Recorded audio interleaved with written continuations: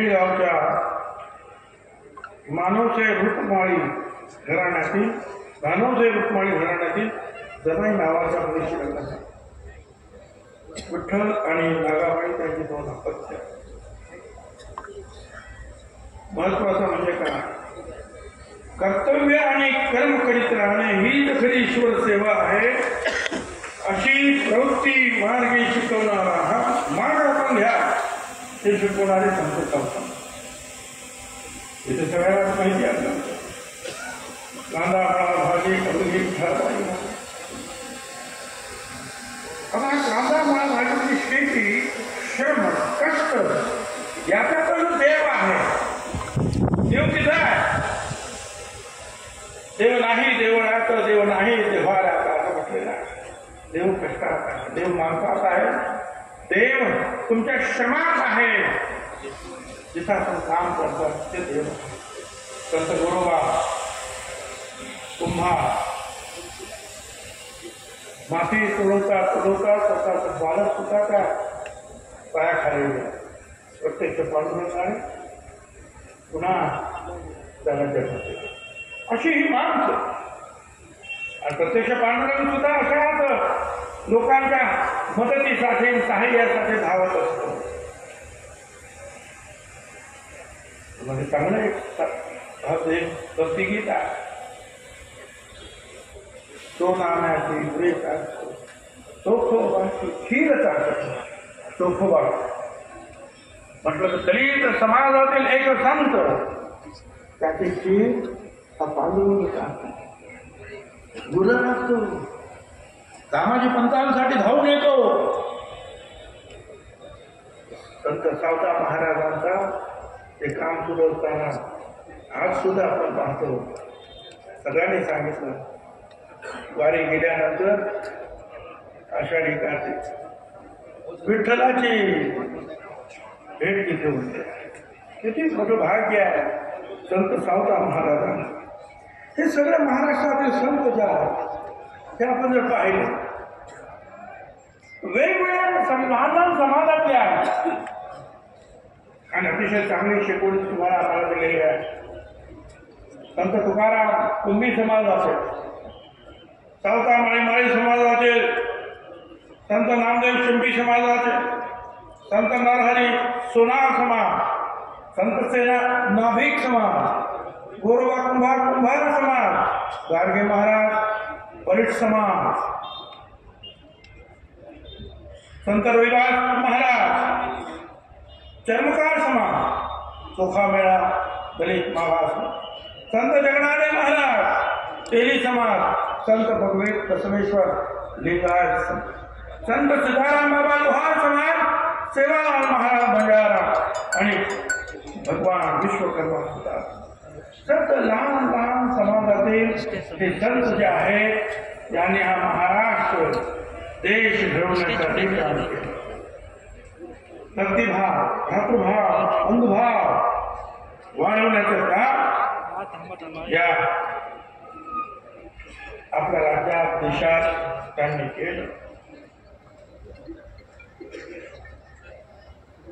चौथा महाराज म्हणतात योग याग तप धर्म सोपे वर्म नाम घेता. हे बाकी सगळं फक्त नामच करायचं सोपं आहे. तीच फक्त दान असतात याचा काम आम्हाला करू. समाधी समाधान तुमचे चरण पाहता सावकाने समान एक समान दया समान शांती माणसाची सेवा लोकांची सेवा त्याच्यातच फरक आहे. आमची माळी यांची जात शेत लावून बागायत कांदा माळा भाज्यावरून धावाई माझी लसूण मिरची कोथिंबिरी परमार्थ करण्यासाठी संसार त्यागण्याची गरज नाही. संसार करून सुद्धा तुम्हाला परमार्थ साधता येईल हे सगळ्यांनी सांगितलं. स्वतः संत सावता महाराज आणि त्यांचे आजोबा त्यांचे वडील हे आयुर्वेदातील मोठे जाणकार आणि संत सावता महाराज सुद्धा जाणकार. अनेक म्हणजे पत्नीच्या रोगाला सुद्धा त्याने औषध देऊन बरं केलेलं आहे. मोठमोठे शास्त्री बुवा सुद्धा ज्या वेळेला एखाद्या मुलाला आपल्याला आराम पडत नाही, संत सावता महाराजांच्याकडे येऊन त्या आयुर्वेदाचा उपयोग करून घे आणि बरे. ही सगळी जी आहे म्हणजे केवळ संत आहे, परंतु त्याने लोकसेवा केली, अन्नधान्य पिकवण्याचं काम केलं, हे सगळं त्यांनी केलं. सांगण्यासारखं खूप आहे. परंतु आता आपल्याला सगळ्यांना उपमुख्यमंत्री महोदयाचं भाषण ऐकायचं आहे. तिथं आता हा कार्यक्रम आहे, हा तर आहे, हा अनेकांनी बलगणी वगैरे जमवली, सुरू झाला कार्यक्रम. तर बघा अनेकांनी सांगितलं अनेक संत महात्म्यांच्या ठिकाणी 200 कोटी 250 कोटी रुपयाचे आपण आराखडा निर्माण केला काम करतो. आम्ही सुद्धा एशिया PWCला सांगितलं आणि त्याप्रमाणे आराखडा बनवण्याचं काम सुरू आहे. आणि तुम्ही असल्यानंतर अजितदादा त्यांना पण सांगितलं पैशाची कमतरता पडणार नाही. आराखडा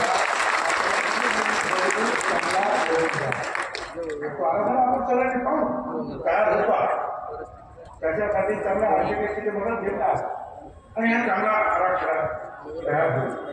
पण त्यात तुम्ही आपण अनेकांनी सांगितलं आणि माझ्या हातामध्ये एकाने पुस्तक काढून दिलं, सोन्याचा अंतिम फार जुनं.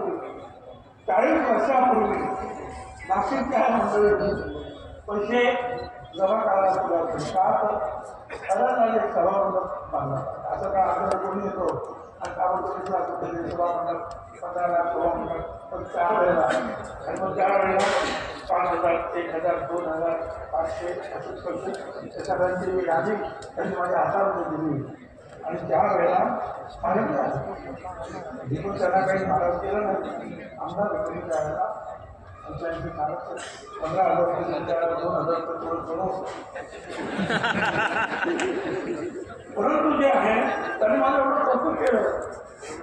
तुम्ही एवढे पुस्तकं त्याने लिहिलं त्याच्यामध्ये की सगळी मंडळी जी आहे किती त्यांची नावं घ्यावी. त्याच्यामध्ये पांडुरंग गायकवाड म्हणून 1950 साली BA BCom झालेले मोठे थोर पत्रकार यशवंतरावांबरोबर काम केलं. त्यांनी पुढाकार घेतला. मारुतीराव खेळे,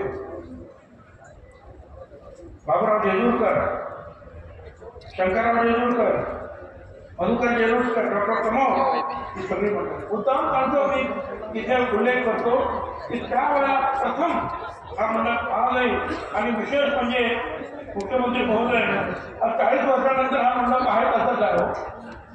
त्याचं मजबूत आहे.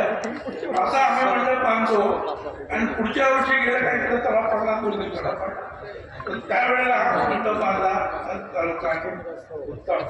पण आता स्वरूप वाढणार आहे. ते स्वरूप जे वाढत आहे त्याचं पुढचं सगळं काम आहे हे अर्थातच महाराष्ट्र सरकार फडणवीस साहेब असते, मुख्यमंत्री असते, अजित दादा असते, आमचे जे सावे साहेब आहेत त्यांना सांगितलं आता तुम्ही तरुण आहात आमच्यापेक्षा, तुम्ही आता अधिक मोठा वाटा आता मुलांना पाहिजे. कसं तिथे यायला पाहिजे. आम्ही तर करतो, आम्ही आहोत तुमच्या बरोबर. आम्ही कुठे जातो पण आता तुम्ही प्रत्येक आहे नवीन लोकांनी पुढाकार घेतला यायला प्रत्येक ठिकाणी जे आहे लोकांना जे आहे पुढे वाढा. त्याचं काम सुद्धा काल मिटिंग घेतली आपण शिंदे साहेबांनी अजितदादा मिटिंग परत काल मिटिंग घेतली. पुढे वाढायचं सुद्धा जे आहे प्रांगण मोठं करायचं आणि सावित्रीबाई फुले सभागृहावरून ते जोडण्याचं काम त्याला जवळ 200 कोटी रुपये मंजूर केले आणि ते काम सुद्धा जे आहे. आणि महत्वाचं म्हणजे विलेवाड्यासाठी जे आम्ही जेव्हा 20-25 वर्ष कोर्टात इकडे तिकडे लढत राहिलो, शेवटी हे सरकार आल्यानंतर अधिक वेग मिळाला. यांनी आणि म्हणजे देवेंद्र शिंदे अजितदादा मिटिंग घेतली, सगळ्यांना धक्के मारले म्हणजे लवकर काहीतरी करतात. तुम्ही ते झालं. आता हे सगळं तयार झालं. 15 ऑगस्ट नंतरच्या आठवड्याच्या पहिल्या 10 दिवसामध्ये त्याचं भूमिपूजन होणार आहे आणि त्या भूमिपूजनाला त्या देशाचे लोकप्रिय प्रधानमंत्री मोदी साहेब आले पाहिजेत असं मी बोलताना सांगितलं. या सावित्रीबाईंनी महात्मा ज्योतिराव फुले यांच्या प्रेरणेने पहिली मुलींची शाळा निर्माण केली. काय दगड धोंडे काय शेणाचा मारा रक्त येईपर्यंत सगळं काही त्यांनी ते सहन केलं आणि आज आमच्या सरकारनं जाहीर करून टाकलं एवढ्या मुली शिकतील त्यांना शिकू द्या, डॉक्टर करा, इंजिनियर करा, आणखी काही करा, सगळे पैसे आम्ही देतो. शिकवा. सावित्रीबाईंचं पुढचं काम जे आहे ते सरकार करतात. मोठ्या नेत्यानं हे काम सुरू आहे. त्याच्यासाठी मुलांना शिकवायला पाहिजे. आधी काय आमच्या गावामध्ये काय 7 बुकं शिकली नाही, लग्न करायचे, पोराला शिकवा, पोराला शिकवा, मुलींना शिकवा. फुकट तुम्हाला जे आहे शिक्षण मिळणार आहे, आपण ते शिकवलं पाहिजे. कार्यक्रम तसे अनेक जे आहे आपण इथे आखलेले आहे आणि हे कार्यक्रम जे आहे आपण पूर्ण करायला पाहिजे.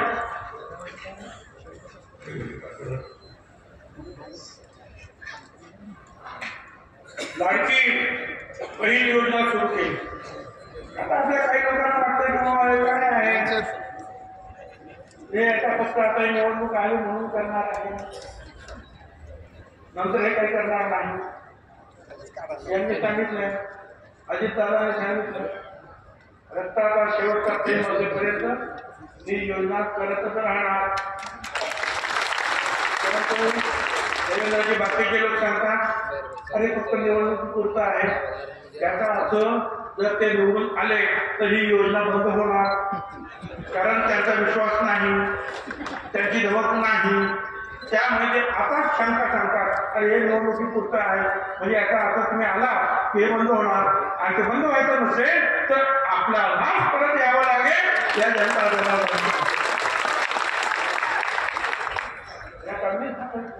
तीच मंडळी बोलायला लागली तर काय करायचं नाही. पण हे काम जे सुरू केलं ते पूर्ण करायचं असेल तर काय 1 वर्षासाठी 1 महिन्यासाठी 2 महिन्यासाठी नाही आहे, वर्षानुवर्ष जे आहे ते चालवायचं आहे. गोरगरिबाच्या दुःखमध्ये घरामध्ये आपल्याला लाडकी बहीण योजना प्रत्येक महिन्याला 2000 रुपये महिन्याला आपण देणार आहोत. मुलीच्या जन्मापासून 18 वर्षाची होईपर्यंत टप्प्याटप्प्याने 5,000 रुपये आपण मुली झाल्या तरी काळजी करायचं कारण नाही. उच्च शिक्षण महाराष्ट्रांचं मोफत उज्ज्वला योजना जी आहे त्या आपल्या सरकारतर्फे 3 सिलेंडर मोफत देणार वर्षात. आधी मोदी साहेब तो कर्ज आहे त्या सिलेंडरना आर्थिक मदत करता आहे. मुख्यमंत्री युवा शिक्षण प्रशिक्षण तरुणांना वेगवेगळ्या प्रकारचे शिक्षण घ्या, कुशल व्हा, 10,000 रुपये महिन्यात स्टायपेंड मिळणार तुम्हाला. शिकायला काय हरकत आहे? कौशल्य विकास करा. फक्त जे आहे मला पिऊनची नोकरी द्या, मला अशी नोकरी द्या, त्याची नोकरी द्या, त्या नोकरीच्या मागे लागण्याऐवजी हे शिका, कौशल्य घ्या. सुधार काम असेल, काम असेल, वीज काम असेल, अनेक लेखवर काम करायचं असेल, हे सगळं कौशल्याचं काम आहे. शिका. 10,000 रुपये तुम्हाला महिन्याला मिळणार. शेतकऱ्यांना कापूस सोयाबीन प्रत्येक हेक्टरी 5,000 रुपयाचा अनुदान आपण देणार. शेतकऱ्यांना मोदी साहेबांचे 6,000 आपले 6,000 12,000 रुपये देणार. आणि आपण जर सांगितलं आता याच्या पुढे आपल्यापुढे कोणीही आपल्याकडे विजेचं बिल घेऊन येणार नाही. विजेचं बिलच आपल्याला येणार नाही. आणि त्यांनी सांगितलं सौर पंप जो आहे, सौर पंप फुकट आपल्याला देणार. लावून घ्या. मी जर तुम्हीच वीज तयार करणार सूर्यनारायणाच्या कृपेनं आणि ते वीज वापरणार म्हणजे विजेचं बिल काही येणे नाही. हे उगाच तुम्हाला देणार. काम सुरू झालेलं आहे. मागे त्याला आपण सोलर पंप देणार पण माझा तर घर सरकारचा उदार झाला. आपली जोडी फाटकी असल्याचं काय कारण नाही. घ्या सोलर पंप सुद्धा घ्या बसवा. आणि आता तीर्थच आपण तीर्थच वेगवेगळ्या तीर्थ ठिकाणी मुख्यमंत्र्यांनी सांगितलं की आता ज्यांचं जे आहे थोडंसं जरा वय जरा झालेलं आहे. म्हणजे असं नाही झालेलं आहे थोडं. आमचं फक्त 77-78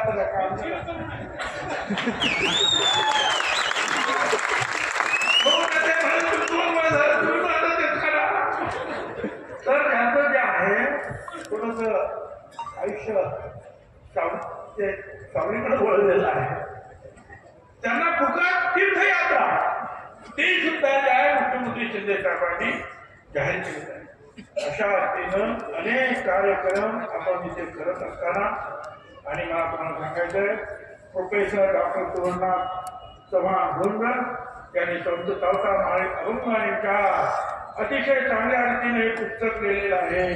त्याच्यावर सावता महाराज कसे निसर्गोपचार करत होते यापासून अनेक गोष्टी सेंद्रिय शेतीचा आदर्श त्यांनी कसा घालून दिला अनेक गोष्टी तुम्हाला या पुस्तकात सापडतील.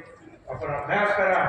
नुसतं आपण महाराजांचं नाव घेऊन चालणार नाही तर महाराज काय करत होते त्यांच्या पावलावर एक तरी पाऊल टाकायचा प्रयत्न आपण करूया.